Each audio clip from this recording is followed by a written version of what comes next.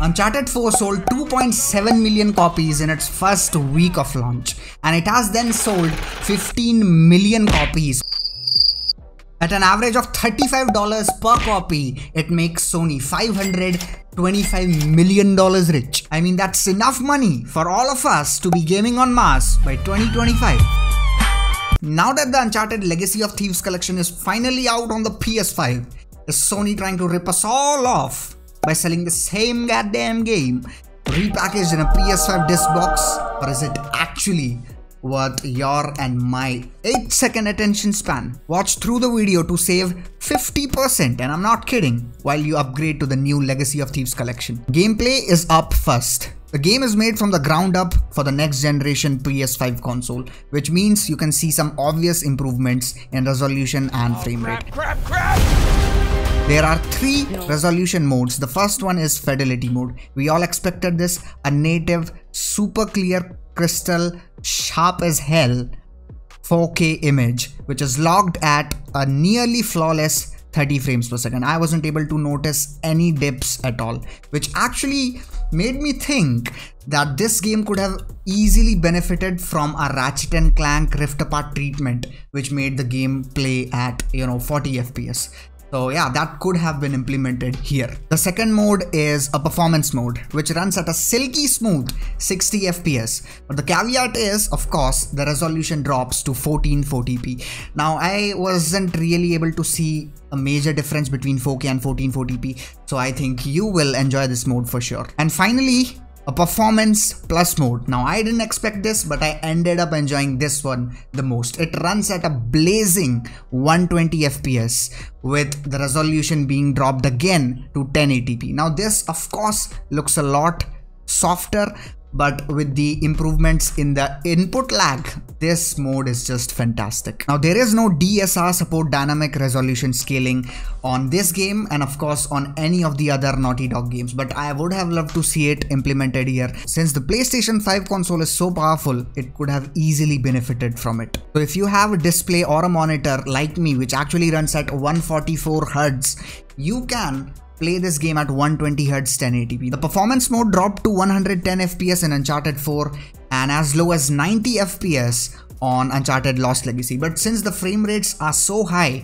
I wasn't really able to tell any difference. Now, I couldn't really find a clear reason for this, but the contrast in the new Legacy of Thieves collection is, better. There's a lot more contrast, everything looks more punchy, and I just absolutely love the look of it. Apart from the resolution and frame rate, the level of detail also sees an improvement. Now you can see more vegetation drawn further in the distance. Everything looks a lot more lush, a lot more fuller. While panning the camera, I also noticed less motion blur, and I personally like less motion blur. That's why I always take the slider down to 0 in all of the games. Finally, in this long list of improvements, the last one is low input lag.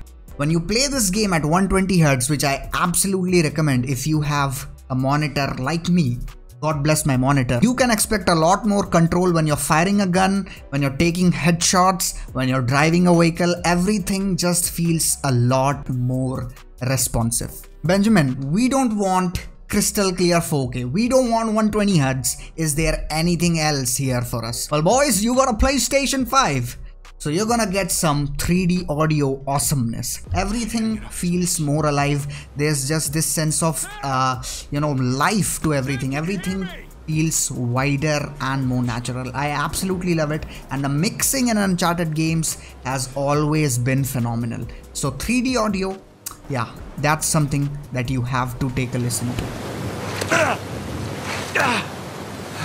And as you'd expect, they've also utilized the features of the DualSense controller.